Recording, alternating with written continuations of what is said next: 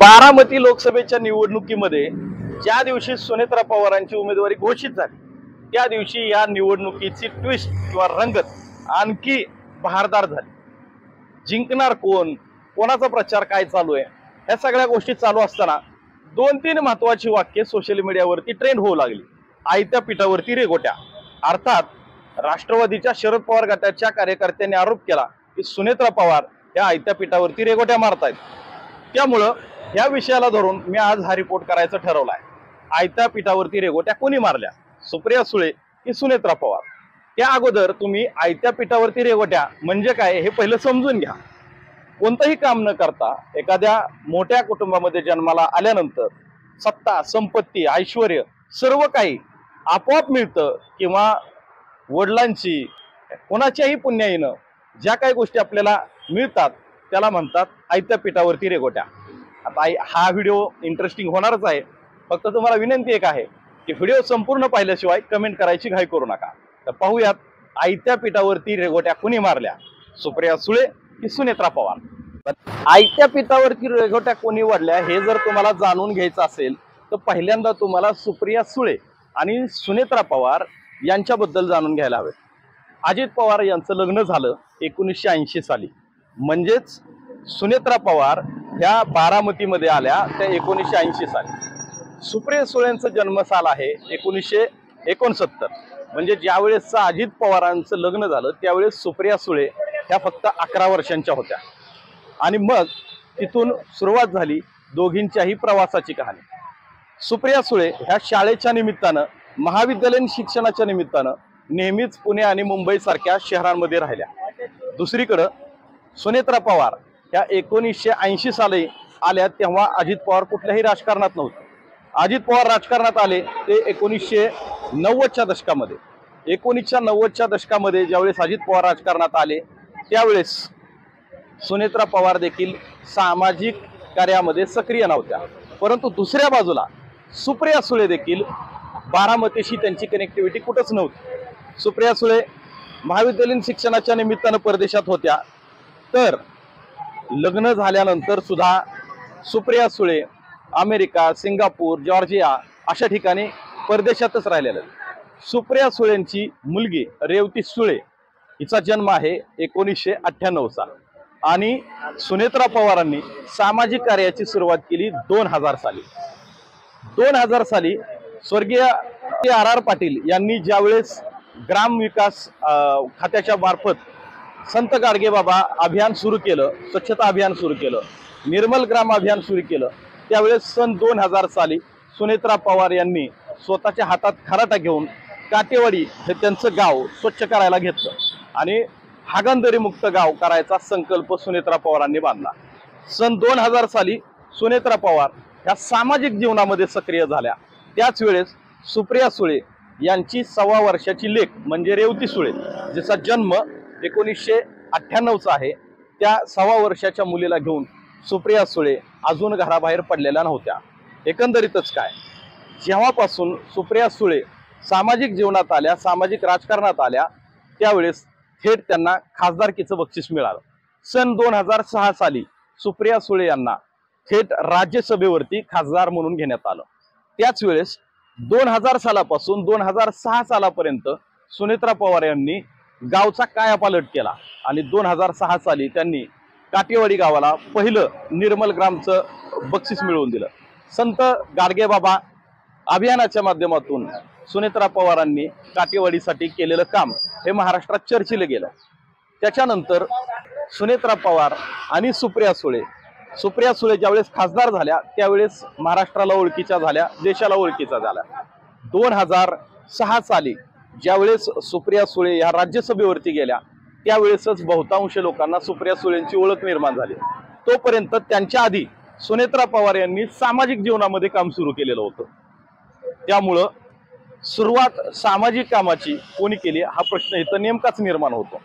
अर्थातच पवार साहेबांची कन्या म्हणून सुप्रिया सुळे यांना थेट खासदारकीचं बक्षीस मिळालं। त्याच वेळेस सन 2000 सालापासून ते 2024 पर्यंत म्हणजे 24 वर्षाचा अथक सामाजिक कार्य केल्यानंतर सुनेत्रा पवारांना खासदारकीची उमेदवारी मिळाली। त्यामुळे प्रश्न निर्माण होतो की 24 वर्ष सामाजिक कार्य केल्यानंतर जर एखाद्या व्यक्तीला खासदारकीची उमेदवारी मिळत असेल तर त्यांना आयत्या पिठावरती रेघोट्या ओढल्या असं म्हणणार कसं? सुनेत्रा पवार यांनी ज्या ज्या वेळेस सामाजिक कार्य हातात घेतलं त्यावेळेस एन्व्हायरमेंटल फोरमच्या माध्यमातून त्यांनी प्रोजेक्ट मेघदूत राबवला आणि प्रोजेक्ट मेघदूतच्या माध्यमातून त्यांनी बारामती तालुक्यातले अनेक ओढे नाले यांचं ओढाखोलीकरण केलं, त्याच्यामधला गाळ काढला आणि मग नंतर पाण्याची पातळी वाढली. ओळ्यांचा गाळ काढल्यामुळं तिथं नाला बिल्डिंग झाल्या, त्याच्यामध्ये पाण्याची पातळी वाढल्यामुळं शेतकऱ्यांच्या विहिरीची पाण्याची पातळी वाढली. अशा सामाजिक कार्यातून सुनेत्रा पवार यांनी आपल्या कामाचा ठसा उमटवला होता. त्याचबरोबर त्यांनी टेक्स्टाईल पार्कच्या माध्यमातून जवळपास 5 ते 6 हजार महिलांना रोजगार मिळेल या टेक्स्टाईल पार्कवर स्वतःचं नेतृत्व केलं आणि देशात असलेली अनेक टेक्स्टाईल याच टेक्स्टाईल पार्क बरोबर उभा राहिलेली जी बंद पडली आहेत. मात्र बारामतीचं टेक्स्टाईल हे आजही सुस्थितीत चालू आहे. याची जबाबदारी होती सुनेत्रा पवारांकडं. त्यामुळं एकीकडं फक्त 3 ते 4 वर्षाचा कार्यकालानंतर थेट खासदारकीचं बक्षीस मिळालेला सुप्रिया सुळे आणि 24 वर्ष सामाजिक कार्य केलेल्या सुनेत्रा पवार यांना मिळालेली खासदारकीची उमेदवारी, ह्या गोष्टींमध्ये जर कंपॅरिझन केलं तर नेमकं आयत्या पिठावरती रेघोट्या कोण ओढतंय हे तुम्हाला पाहायला मिळेल. काटेवाडी सारख्या गावामध्ये, काटेवाडी गाव हे देशातलं पहिलं इको विलेज गाव झालं, ते देखील सुनेत्रा पवार यांच्या अथक प्रयत्नामुळं. काटेवाडी गावामध्ये महिलांचं नाव घराला द्यायची संकल्पना सुनेत्रा पवार यांनी 2000 साली आणली होती. याबद्दल देखील काटेवाडीचे ग्रामस्थ काय म्हणतात हे देखील आपण पाहिलं पाहिजे. साधारण 2000 साली सुनेत्रा वहिनी यांनी काटेवाडी गाव हे स्वतः खराटा घेऊन झाडलं व सर्व ग्रामस्थांना खराटा घेऊन झाडायला लावलं आणि 5 ते 6 वर्ष त्यांनी पूर्ण कष्ट घेऊन संपूर्ण गाव तंटामुक्त, हागणदारी मुक्त, ग्राम स्वच्छता अभियानात राज्यात पहिलं आणि इको व्हिलेज म्हणून देशात पहिलं गाव हे काटेवाडी गाव सुनेत्रा वहिनींनी एकट्याच्या बळावरती केलं. नमस्कार, मी गौरी काटे, माजी सरपंच काटेवाडी. आदरणीय सुनेत्रा वहिनी साहेबांनी काटेवाडी गावामध्ये 2001-2002 साली स्वच्छता अभियानाला सुरुवात केली. सर्वप्रथम त्यामध्ये निर्मळ ग्राम अभियान हातात घेऊन घरोघरी शौचालयाची निर्मिती केली व गोरगरिबांना शौचालय बांधण्यास मदत केली. त्यानंतर महाराष्ट्रातील नव्हे तर भारतातील एक महत्त्वाचा उपक्रम आदरणीय वहिनी साहेबांनी काटेवाडी गावात राबवला व तो म्हणजे घराची मालकी ही महिलांच्या नावावरती केली व घरच्या सुनेला खऱ्या अर्थाने घराची मालकीण बनवली.